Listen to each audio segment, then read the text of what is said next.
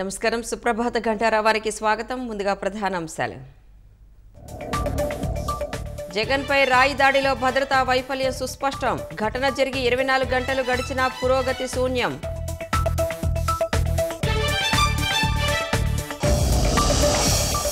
వైకాపా 5 ఏళ్ల పాలనలో చంద్రబాబుపై అనేక రాళ్ల దాడులు. బాధితులపైనే తిరిగి కేసులు. ఒక్క దాడిని ఖండించని జగన్.